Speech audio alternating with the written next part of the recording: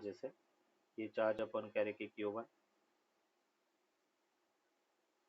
Charge Q1 है, another charge Q2 है, दोनों के बीच का सेपरेशन R है और लगने वाला फोर्स F है। अभी अपन कह रहे कि if the both charges are placed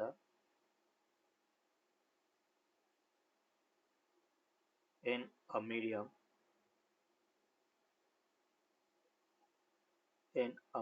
of relative permittivity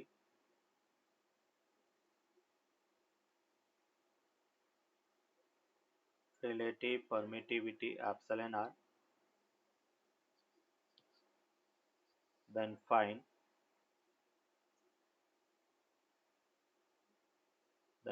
the distance between both charges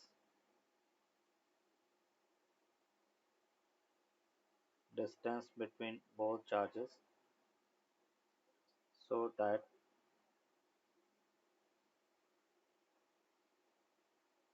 the force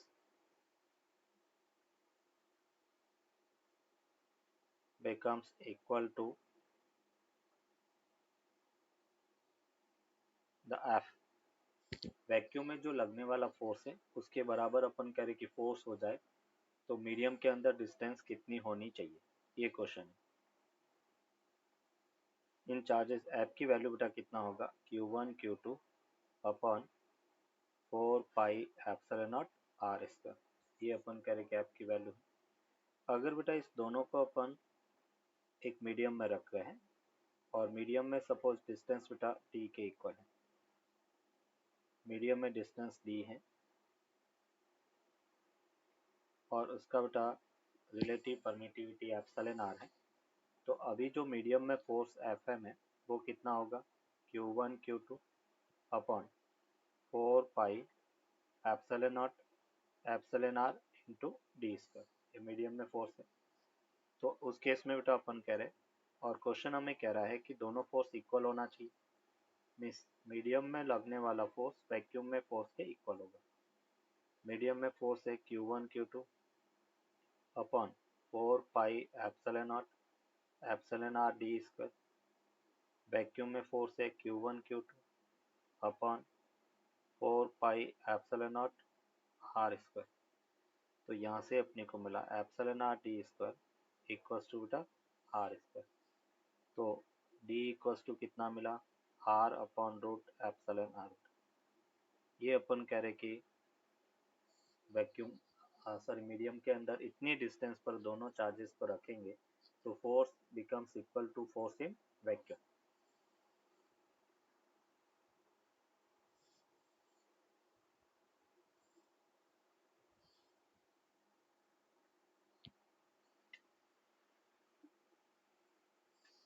So why did we consider both epsilon naught and epsilon r? क्योंकि अपन कह रहे हैं कि एप्सिलॉन अपॉन एप्सिलॉन नॉट वो बेटा अपन कह रहे कि एप्सिलॉन R के इक्वल, तो जो एप्सिलॉन मीडियम के अंदर जो रिलेटिव परमिटिविटी है वो epsilon naught into epsilon R के इक्वल हो गया। इसलिए मीडियम के अंदर जब भी अपन परमिटिविटी की बात करेंगे तो उसको epsilon naught into epsilon R के फॉर्म में लिखेंगे,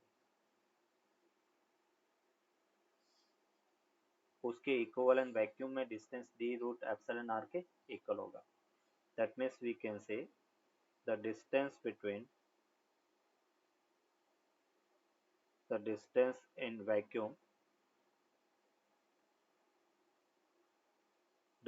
in vacuum are equivalent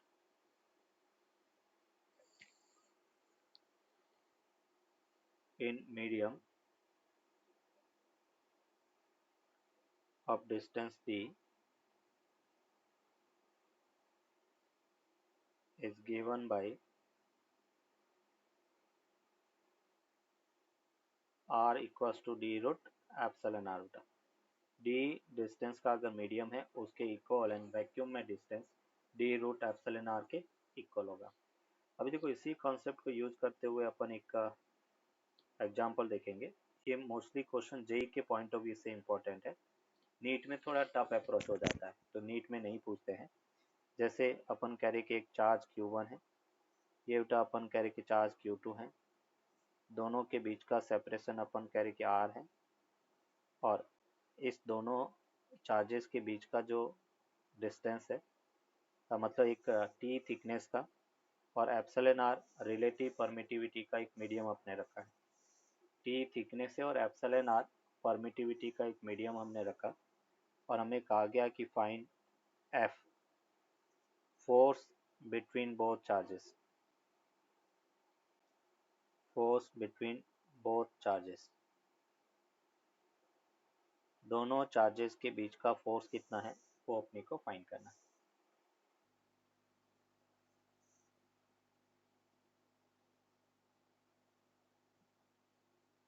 answer.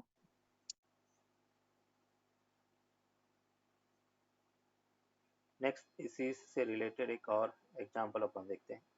जैसे अपन कह रहे कि चार्ज Q1 है, ये अपन कह रहे Q2 है। अभी बेटा अपन कह रहे कि इसमें एक मीडियम की जगह दो डाइलेक्ट्रिक मीडियम अपने रखे हैं, एक का डाइलेक्ट्रिक कांस्टेंट एप्सिलॉन आर, दूसरे का एप्सिलॉन आर 2 है, एक की थिकनेस T1 है और दूसरे की थिकनेस T2 है, दोनों चार्जेस के बीच का डिस्टेंस R है, और हमें पूछा गया फाइंड F, दोनों चार्जेस के बीच में फोर्स कितना है वो अपने को फाइंड करना है। पिछले क्वेश्चन को यूज करते हुए यहाँ पे आंसर अपने को फाइंड करना है। ये अपन कह रहे कि दोनों चार्जेस है उसके बीच में लगने वाला फोर्स है। अभी फोर्स डिक्रीज हो रहा है या इंक्रीज हो रहा है? मीडियम बीच में रखा आपने डाइलेक्ट्रिक मीडियम, तो फोर्स इंक्रीज हो रहा है या डिक्रीज हो रहा है? डिक्रीज। डिक्रीज हो रहा है, गुड, क्योंकि यहाँ पे डिनोमिनेटर बढ़ रहा है तो रिजल्टेंट विल डिक्रीज। अभी इसी क्वेश्चन के अंदर हमें नेक्स्ट पूछा जाता है कि जैसे एक चार्ज Q1 है, अनदर चार्ज बेटा अपन कह रहे कि Q2 है, और दोनों चार्जेस के बीच का अपन कह रहे कि एक मेटल शीट रखा है T थिकनेस का, एक मेटल रखा है, और सेपरेशन अपन कह रहे कि R है। अभी अपन कह रहे कि अगर फोर्स पूछा जाए तो क्या होगा, find F।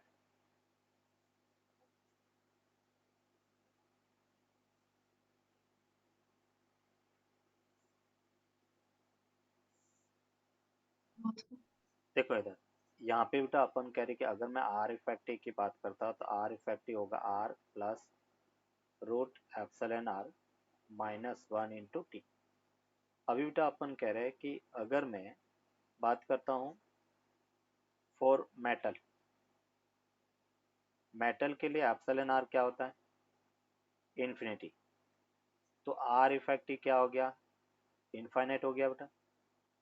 Under root infinite बहुत बड़ी संख्या होगी, तो फाइनली क्या हो गया, इनफाइनाइट के आसपास होगा। तो हम ये कह सकते हैं कि जो फोर्स हैं वो हमें मिला Q1 Q2 upon 4 pi epsilon not, और आर इफेक्टिव को इनफाइनाइट का स्क्वायर, तो अपने पास फोर्स किसके इक्वल मिला, 0 के इक्वल। तो बीच में अगर मेटल प्लेट आ गया तो उस केस में अपन कह रहे कि फोर्स 0 के इक्वल होगा।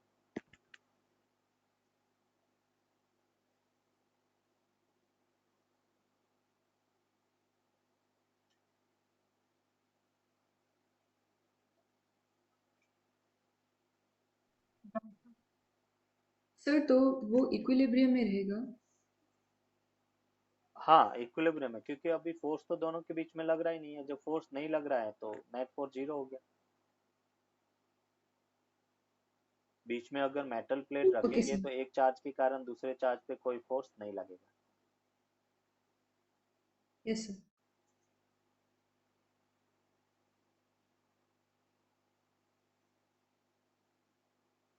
यस, नेक्स्ट अपन देखेंगे vector form of Coulomb's force का, vector form of Coulomb's force.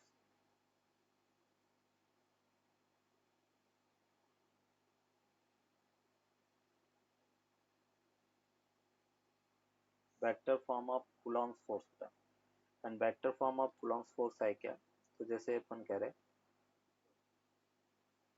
ये वाई एक्सिस है, ये एक्स एक्सिस है, ये बेटा अपन कह रहे कि जेड एक्सिस है, ये एक चार्ज Q1 है, अनदर चार्ज बेटा अपन कह रहे कि Q2 है। अगर मैं कह रहा हूँ Q1 का पोजीशन वेक्टर R1 है, Q2 का पोजीशन वेक्टर R2 है, ये अपन कह रहे कि R2 वेक्टर R1 वेक्टर है। और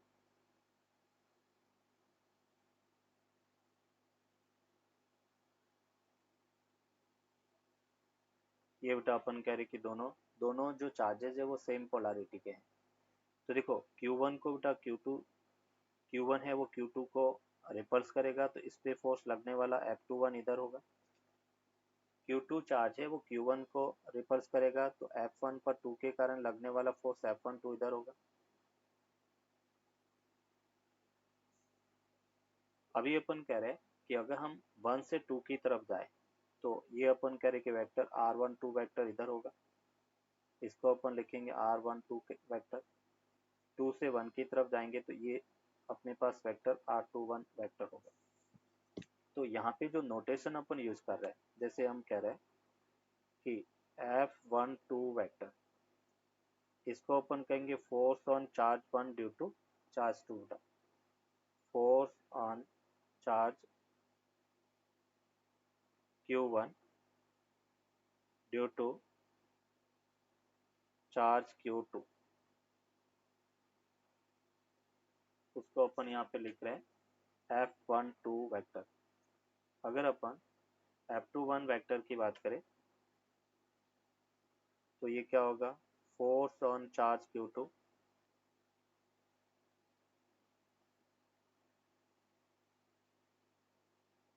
due to charge Q1,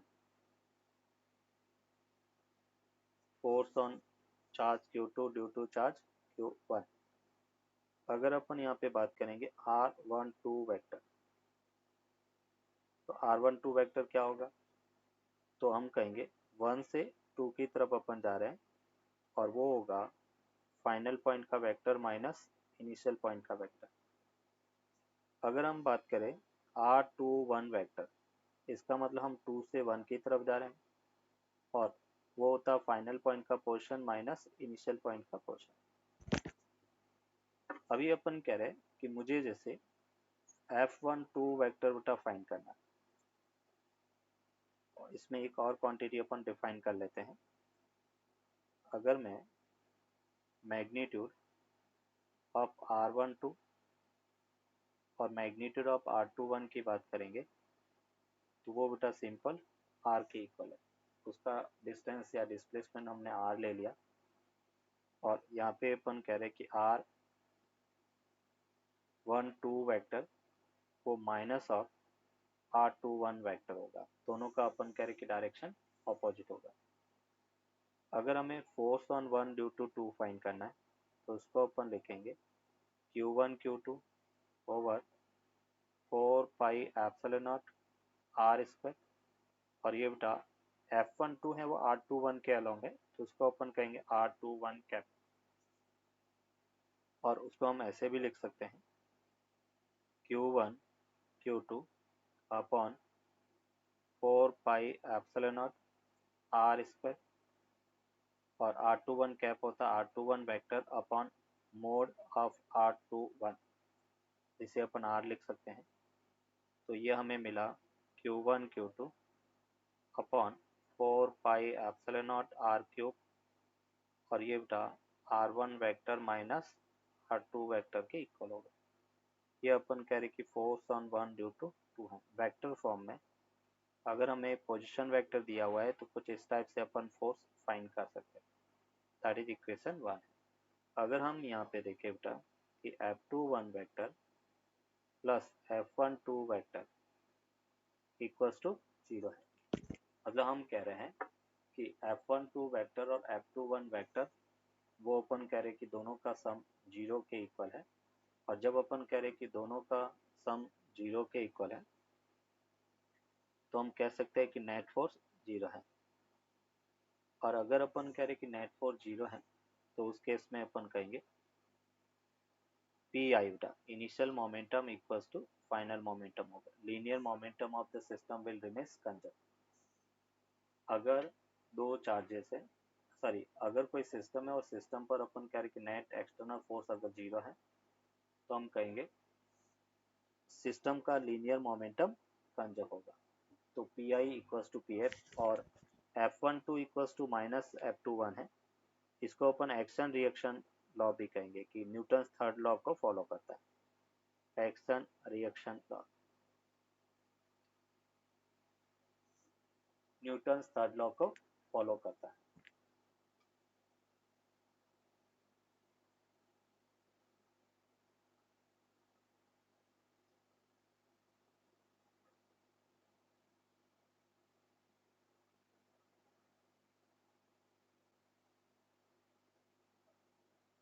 sir लेकिन ये सिर्फ वैक्यूम के लिए है ना? मीडियम के अंदर भी अपन कह रहे कि सेम रहेगा, केवल मीडियम के अंदर फोर्स का मैग्नीट्यूड चेंज हो जाएगा. फोर्स अपन कह रहे कि नीचे एप्सिलॉन आर टर्म और आ जाएगा, बाकी सब सेम रहेगा. Okay sir.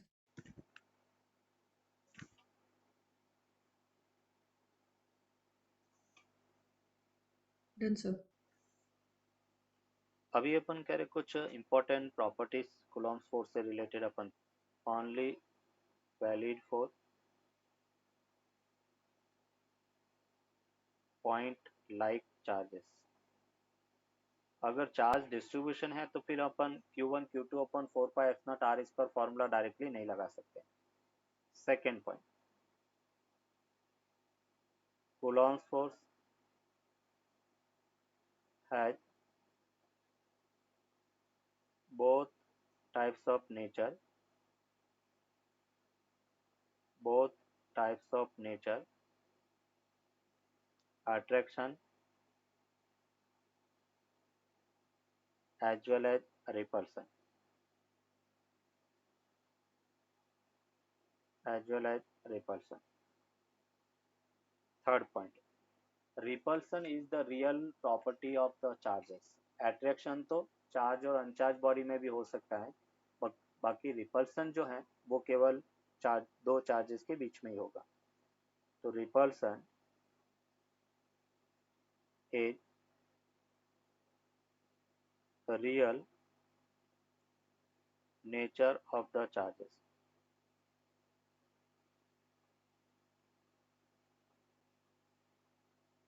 Of the charges because attraction can be occurs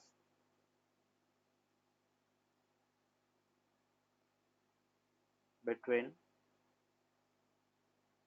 charged and uncharged body.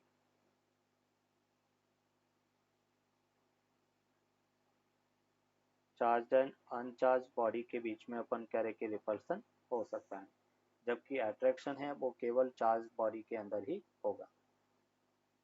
Fourth point हम कहेंगे इलेक्ट्रोस्टैटिक फोर्स या अपन कह रहे कि कूलॉम्स फोर्स. कूलॉम्स फोर्स या दूसरा हम इसको कह सकते हैं electrostatic force.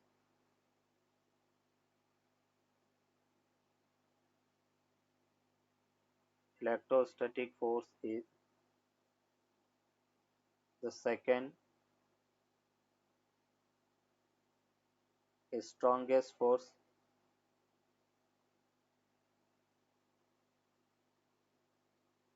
among all fundamental forces. Among all fundamental forces. Coulomb's electrostatic force is the second strongest force among all fundamental forces. Fifth point, Coulomb's force follows the inverse square law. Inverse square law का मतलब are square के inversely proportional होता है, तो उसको inverse square law कहते हैं. Hence और जो भी फोर्स इनवर्स स्क्वायर लॉ को फॉलो करता है उसको अपन कंजर्वेटिव फोर्स कहेंगे. तो Coulomb's force follows the inverse square law, hence it is conservative force. Conservative force. So could you repeat what inverse square law is? Inverse square law का मतलब है कोई भी फोर्स आर स्क्वायर, ये जो force है वो आर स्क्वायर के इनवर्सली प्रोपोर्शनल होता है, इसलिए इसको इनवर्स स्क्वायर लॉ कहते हैं। और जो भी फोर्स आर स्क्वायर के इनवर्सली प्रोपोर्शनल होगा वो सभी कंजर्वेटिव फोर्स होगा। और कंजर्वेटिव फोर्स किसे कहेंगे? बोलो, conservative force work energy power में अपने पढ़ा था, किसे कहते हैं कंजर्वेटिव फोर्स?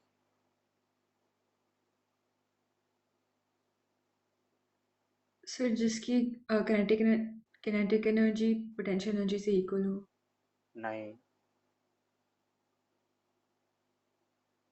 और बोलो। Energy is constant. हाँ, एनर्जी कांस्टेंट काफी हद तक ठीक है, बट कैसे? दूसरा क्या था इसमें? Total work done is equal to kinetic energy. नहीं, वो तो वर्क एनर्जी थ्योरम होता है, वो तो किसी भी फोर्सेस के लिए वैलिड होता है।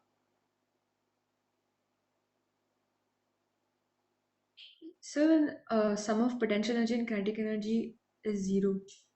सम ऑफ पोटेंशियल एनर्जी नहीं, इसको अपन ये कहते हैं कि अगर वर्क डन है वो स्टेट फंक्शन हो, इनिशियल पोजीशन और फाइनल पोजीशन पे डिपेंड करता है, तो उसको हम कंजर्वेटिव फोर्सेस कहेंगे। If the work done depends on initial और final position of the particle is called conservative forces। या अपन कहेंगे कि work done is path independent, path पे डिपेंड नहीं करता है, उन सबको अपन कंजर्वेटिव फोर्स कहेंगे। जैसे ग्रेविटेशन फोर्स वो भी कंजर्वेटिव है, स्प्रिंग फोर्स वो भी कंजर्वेटिव है, इलेक्ट्रोस्टैटिक फोर्स वो भी कंजर्वेटिव है।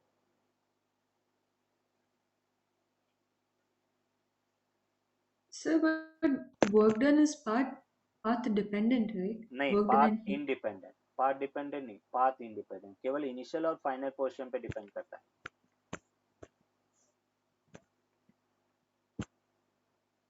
Sir but isn't heat and work done path variables? नहीं, वो तो अपन कर थर्मोडायनेमिक्स में बात करें, हम तो बात करें जैसे work done by gravitation force की मैं बात करता हूँ। जैसे एक ब्लॉक यहाँ पे है, उस ब्लॉक को अपने यहाँ से होता हुआ इधर ले जाया एच हाइट पर, और दूसरा ब्लॉक है उसको मैंने सीधा ले जाया, तो बताओ दोनों में किस में वर्क डन ज्यादा होगा? दोनों में इक्वल होगा। दोनों में इक्वल होगा। इक्वल क्यों है? क्या पाथ इक्वल पे डिपेंड कर रहा है? No sir. यस, तो पाथ का इंडिपेंडेंट हुआ, इसका मतलब कैसा फोर्स है? कंजर्वेटिव फोर्स है। Okay sir. तो अभी अपन ये याद रखेंगे बेटा, ये भूलना नहीं है, कंजर्वेटिव फोर्स के अंदर वर्क डन पाथ इंडिपेंडेंट होता है, इनिशियल और फाइनल पोजीशन पे डिपेंड करता है, उसके पाथ पे डिपेंड नहीं करता है। दूसरा अपन कह रहे हैं कि अगर हम Coulomb's force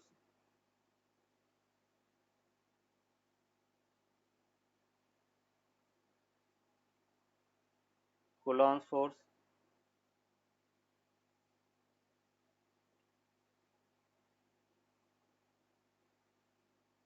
Coulomb's force Coulomb's force always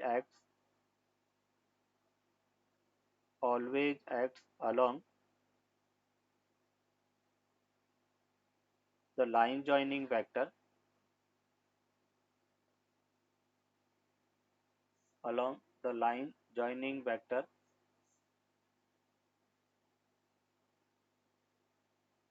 hence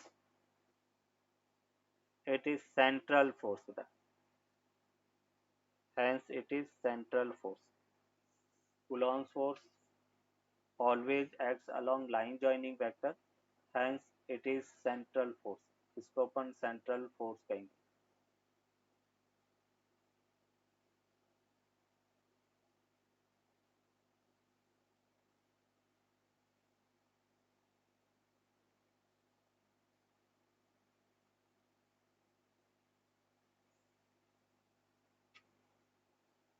Coulomb's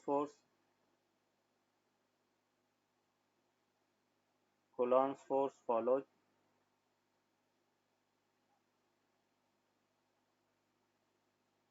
The principle of superposition. Principle of superposition.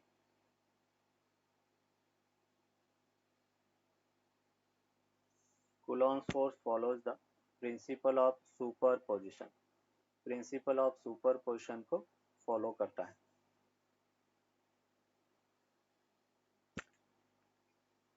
तो ये इंपॉर्टेंट 7 पॉइंट्स है जो अपन इसमें बार बार यूज करेंगे और इनको अपने को याद रखना है। अभी यहाँ पे बेटा हमने देखा प्रिंसिपल ऑफ सुपरपोजिशन, तो पहले इसको डिस्कस कर लेते हैं। प्रिंसिपल ऑफ सुपरपोजिशन है क्या? ऑलरेडी ये एसएचएम में हमने पढ़ा था, वेव मोशन में पढ़ा था, ग्रेविटेशन में पढ़ा था। इसको अपन यहाँ पे वापस देख रहे हैं, principle of superposition.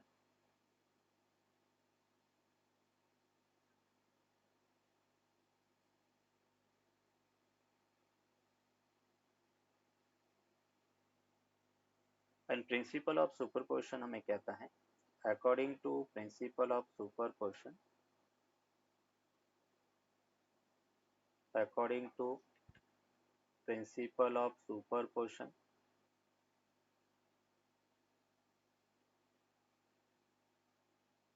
according to principle of superposition, the resultant force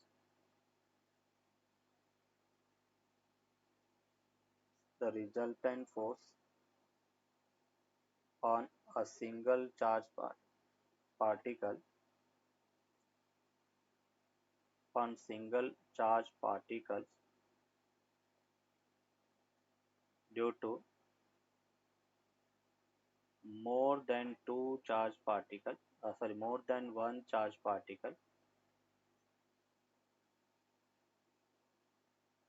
more than one charge particles is equal to the vector sum of all individual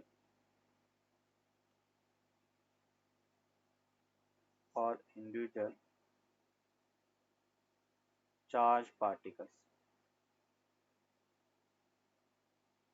ये अपन कह रहे कि प्रिंसिपल ऑफ सुपरपोजिशन है, इंडिविजुअल चार्ज पार्टिकल्स के vector sum के equal है। According to principle of superposition, the resultant force on a single charge particle due to more than one charge particles is equal to the vector sum of all individual charge particles. जैसे अपन कह रहे हैं कि ये अपने पास Cartesian coordinate plane है, वाई एक्सिस या एक्स एक्सिस, ये अपन कह रहे कि जेड एक्सिस है, ये वाई एक्सिस है या एक्स एक्सिस है, ये अपन कह रहे कि जेड एक्सिस है, ये ओरिजिन है। यहाँ पे अपन कह रहे कि एक चार्ज Q0 रखा गया है, ये अपन कह रहे कि एक चार्ज Q1 है, अनदर चार्ज Q2 है, ये चार्ज Q3 है, और इस टाइप से अपन कह रहे कि एक चार्ज Qn है। और हमें इस Q0 पर Q1, Q2, Q3 up to Qn के कारण फोर्स फाइंड करना है। इसका पोजीशन R1 है, इसका पोजीशन R2 वेक्टर है, इसका पोजीशन R3 वेक्टर है, और ये Rn वेक्टर है। Q1 के कारण अगर हम फोर्स देखें तो Q1 के कारण F1 इधर होगा, रिपल्सिव फोर्स होगा क्योंकि सभी सेम नेचर के फोर्स चार्जेस हैं। F2 इधर होगा, F3 अपन कह रहे कि यहाँ पे फोर्स है, और Fn अपन कह रहे कि यहाँ पे है। तो अभी बेटा अपन कह रहे कि जो सेंटर पर, जो ओरिजिन पर Q1 चार्ज रखा गया है Q0, उस पर अपन कह रहे कि सभी चार्जेस के कारण फोर्स अपन देखना है। तो हम क्या कहेंगे कि जैसे net force on the charge Q0 due to the charges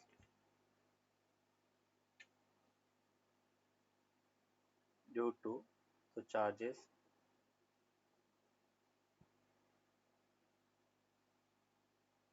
net force on the charge q naught due to the charges, ये जैसे अपन कह रहे कि q1 q2 up to qn, और वो अपन कह रहे कि क्या होगा, तो हम कहेंगे कि f वेक्टर, ये अपने पास f1 vector plus f2 vector up to अपन कह रहे कि fn वेक्टर के इक्वल होगा। अभी अपन कह रहे f1 वेक्टर क्या होगा, तो उसको अपन लिखेंगे q1, ये अपने पास q not upon 4 pi epsilon not r1 का स्क्वायर, और उसको अपन लिखेंगे माइनस r1 कैपिटल। फिर अपन कह रहे plus q2 q not 4 pi epsilon not r2 का स्क्वायर, और ये बेटा माइनस r2 कैप। और इस टाइप से अपन कह रहे अगर n के कारण अपन चार्ज देखें तो plus qn q not 4 pi epsilon not rn का स्क्वायर माइनस rn कैप के इक्वल हो। ये अपन कह रहे कि सबके कारण लगने वाला फोर्स है। नोट करो इसको।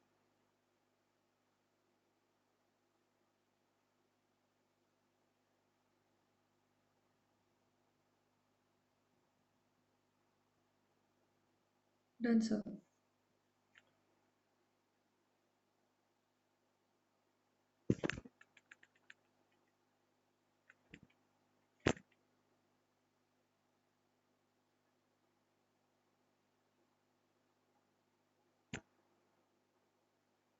Done, sir. चलो बेटा, अभी बेटा अपन कह रहे कि यहाँ पे नेट फोर्स अगर अपन देखें सिग्मा नोटेशन में अगर लिखे तो क्या होगा, Q naught upon 4 pi epsilon not, ये तो बेटा कांस्टेंट बाहर ले लिया, आई इक्वल्स टू अपन कह रहे कि 1 to n, यहाँ पे माइनस भी बाहर ले लिया, और ये अपने पास मिलेगा are I cap upon R I का स्क्वायर होगा, सॉरी, और यहाँ पे क्यू आई कहाँ से कहाँ 1 to n, तो ये अपन कह रहे कि लगने वाला नेट फोर्स है, मतलब हम इसको लिख सकते हैं एफ नेट इक्वल्स टू, ये सिंपल अपने को मिला minus Q naught upon 4 pi epsilon naught sigma I equals to 1 to n, ये बेटा Q I R I vector R I cap upon R I का स्क्वायर होगा। ये अपन कह रहे कि सभी के कारण लगने वाला नेट फोर्स है, उन सबका अपने को क्या करना है, वेक्टर सम करना है।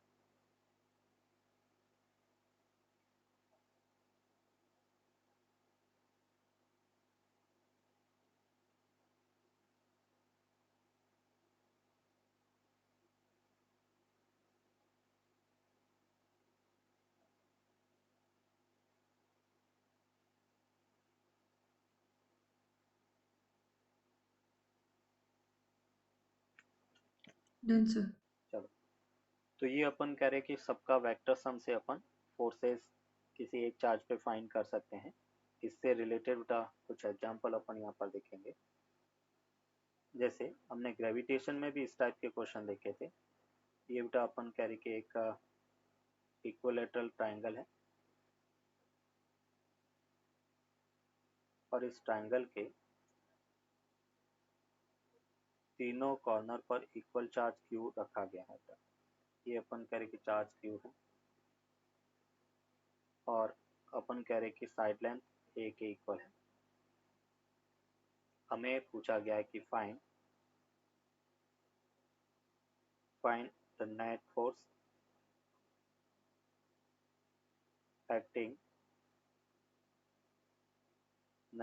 acting on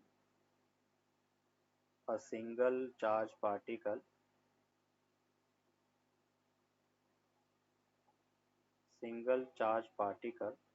due to the rest of all due to the rest of two charges. Remaining दो चार्जेस के कारण किसी एक चार्ज पर लगने वाला नेट फोर्स फाइंड करना।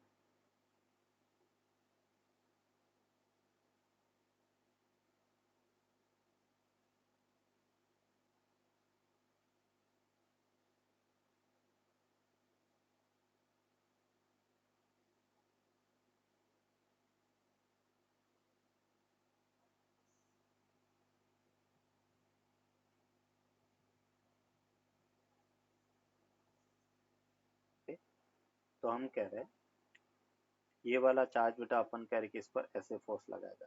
हम कह रहे कि ये फोर्स F1 है, ये चार्ज इधर फोर्स लगाएगा क्योंकि हमने कहा Coulomb's force always along the line joining vector होता है। ये एंगल बेटा इक्विलैटरल है तो 60 डिग्री, ये भी एंगल कितना होगा 60 डिग्री होगा।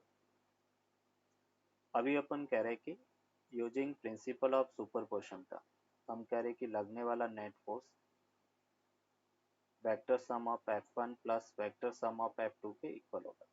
F1 और F2 के वेक्टर सम के इक्वल होगा। ये अपन कह रहे कि इसका नेट फोर्स होगा और दो फोर्सेज है और उसके बीच में अपन कह रहे कि नेट फोर्स फाइंड करना। तो एफ नेट क्या होगा, तो यहाँ पे अपन कहेंगे अंडर रूट F1 का स्क्वायर प्लस F2 का स्क्वायर प्लस 2 F1 F2 और ये अपन कह रहे कि cos 60 के इक्वल होगा। मीन्स यहाँ पे अपन कह रहे F1 F2 का मैग्नीट्यूड उल्टा इक्वल होगा। तो हम कह सकते हैं magnitude of F1 equals to magnitude of F2। बोलो कितना होगा मैग्नीट्यूड, F1 F2 फोर्स कितना होगा, k q square by a square।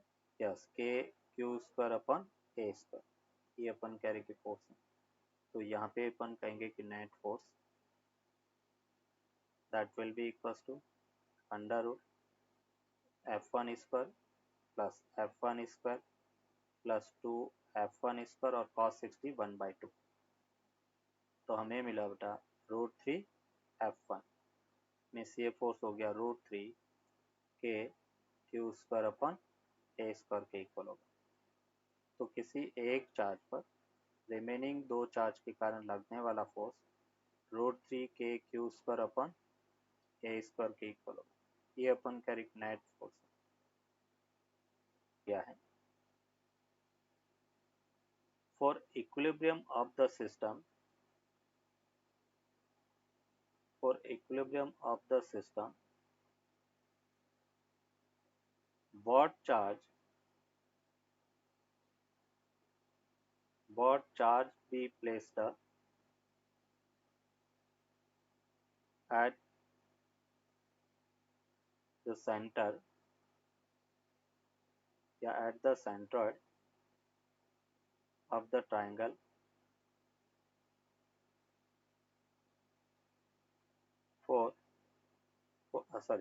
at the center of the triangle.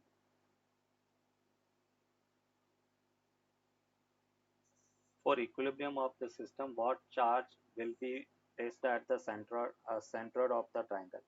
इस ट्राइंगल के सेंट्रोइड पर कितना चार्ज अपन रखे ताकि सिस्टम इक्विलिब्रियम में बना रहे।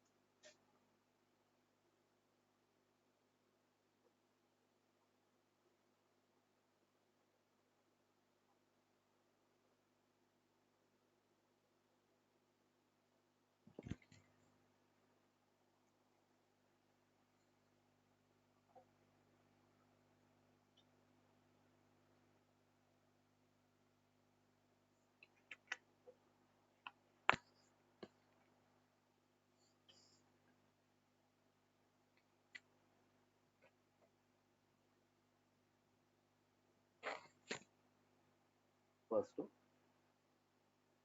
माइनस क्यू बाई रूट 3 के इक्वल होगा, मतलब क्यू बाई रूट 3 और हमने माइनस क्यू चार्ज रखा है, तो माइनस क्यू बाई रूट 3 के इक्वल होगा। तो इसके सेंट्रोइड पर minus Q by root 3 charge रखेंगे तब अपन कह रहे कि सिस्टम इक्विलिब्रियम में बना रहेगा।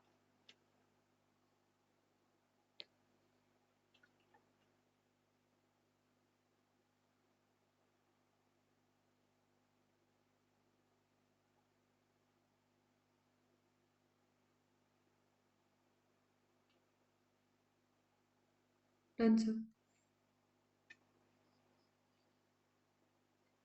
वन मोर एग्जांपल बेटा,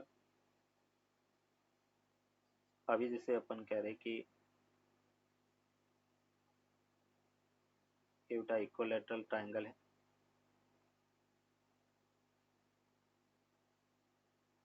यहाँ पे बेटा अपन कह रहे कि एक चार्ज माइनस क्यू रखा है, यहाँ पे प्लस क्यू है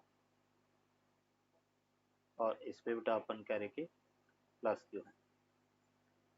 अभी अपन कह रहे कि ये जैसे चार्ज ए है, ये बी है और ये चार्ज सी है। साइड लाइन बेटा अपन कह रहे कि ए के इक्वल है और हमें पूछा गया कि find the net force on charge Q placed at the corner A। Corner A पर अपन कह रहे कितना चार्ज रखा गया है वो अपने को फाइंड करना।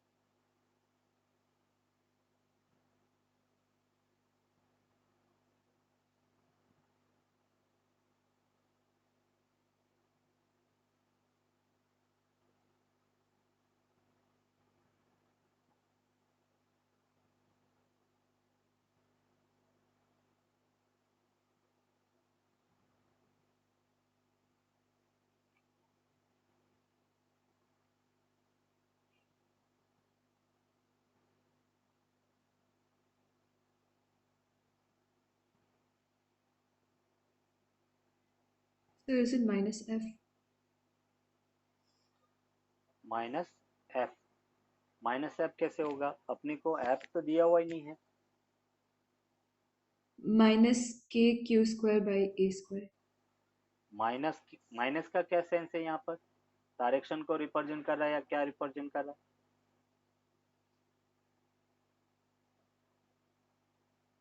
सर तो सिर्फ k q square by a square. Yes, k q square by a square, वो कैसे हुआ? सर वो ए पे जो बी पे चार्ज है, मतलब वो रिपल्शन होगा क्योंकि लाइक चार्जेस है। यस, वो रिपल्शन होगा, तो इसके कारण अपन कह रहे कि F1 इधर लगेगा। हाँ, और और माइनस वाला चार्ज है वो अट्रैक्शन होगा। यस, ये F2 हो गया। दोनों के बीच में एंगल कितना? 120 120 डिग्रीज। डिग्री। गुड। अभी अपन कह रहे कि F1 और F2 का मैग्नीट्यूड सेम है। Mode of F1 mode of F2, और वो होगा के क्यू स्क्वायर अपन ए स्क्वायर। ये मैग्नीट्यूड सेम हो गया। अभी अपन कह रहे कि मुझे नेट फोर्स फाइंड करना है, एफ नेट। और एफ नेट अपने पास क्या है? F1 vector plus F2 vector के इक्वल होगा। तो नेट फोर्स को अपन क्या लिखेंगे बेटा? दोनों का वेक्टर सम है, ए वेक्टर प्लस बी वेक्टर। तो ये हमें मिला F1 square plus F2 square plus 2 F1 F2 cos 120। बोलो बेटा, कॉस 120 की वैल्यू क्या होता है? -1/2। -1/2। और F1 और F2 का मैग्नीट्यूड सेम है, तो F1 square plus F1 square plus 2 F1 square cos 120 -1/2। 2 से 2 उठा cancel out, F1 square F1 square. तो फाइनली F1 मिला। और F1 की वैल्यू क्या बेटा? के क्यू स्क्वायर अपन ए स्क्वायर। ये अपन कह रहे ए पर लगने वाला नेट फोर्स है, के क्यू। क्वेश्चन अपनी को कह रहा है कि find the net force, find the net force on a single charge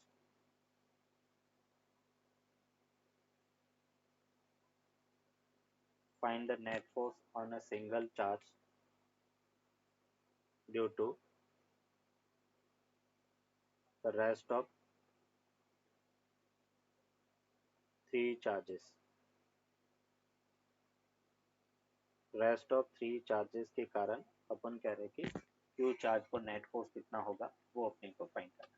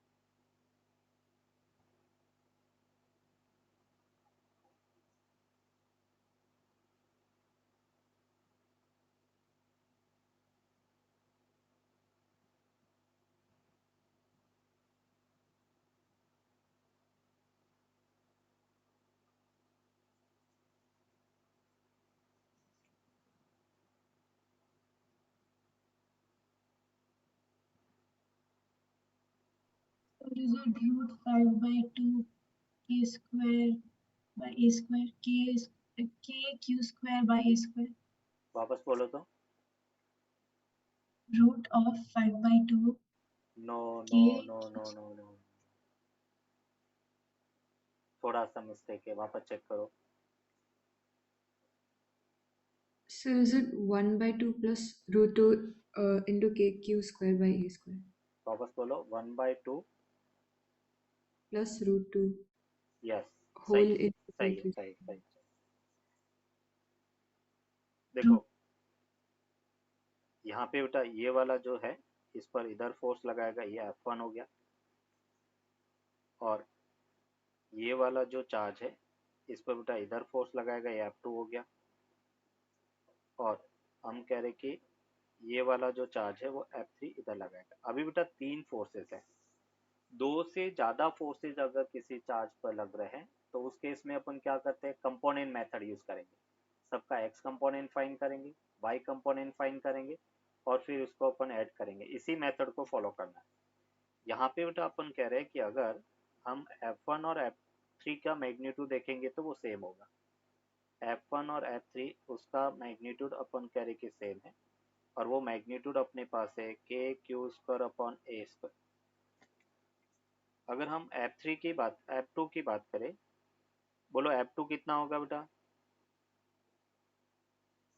F2 होगा के root 2 f1 के क्यू स्क्वायर अपॉन रूट 2 ए का होल स्क्वायर का, ये F2 होगा। अभी अपन कह रहे हैं कि मैं F2 को रिजॉल्व करता हूँ बेटा, तो ये एंगल कितना 45 डिग्री है। F2 का ये कंपोनेंट F2 cos 45 होगा, और ये कंपोनेंट F2 sin 45 के इक्वल होगा। तो अगर मैं x कंपोनेंट बेटा देखता हूँ तो x कंपोनेंट कितना मिला, F1 प्लस F2 cos 45 के इक्वल होगा। F1 का वैल्यू कितना है, तो F1 अपने पास है के क्यू स्क्वायर अपॉन ए स्क्वायर। F2 की वैल्यू बेटा के q square upon 2a square, और cos 45 1/√2 मीन्स यहाँ से अपने को मिला के क्यू स्क्वायर अपॉन ए स्क्वायर 1 प्लस 1/2√2 के इक्वल होगा। अभी अपन कह रहे हैं अगर Fy की बात करें तो Fy क्या होगा, तो उसको अपन कहेंगे कि F3 प्लस बेटा F2 sin 45। F3 की वैल्यू बेटा अपन कह रहे कि के क्यू स्क्वायर अपॉन ए स्क्वायर है, ये अपने पास के q square upon 2a square sin 45 बेटा अपन कह रहे कि 1/√2 के इक्वल है। मीन्स ये अपने को मिला के क्यू स्क्वायर अपॉन ए स्क्वायर 1 प्लस 1/√2। अभी देखो नेट फोर्स फाइंड करना बेटा, Fx और Fy अपने को मिला, नेट फोर्स अपने को फाइंड करना। तो हम क्या करेंगे, √Fx का स्क्वायर प्लस Fy का स्क्वायर।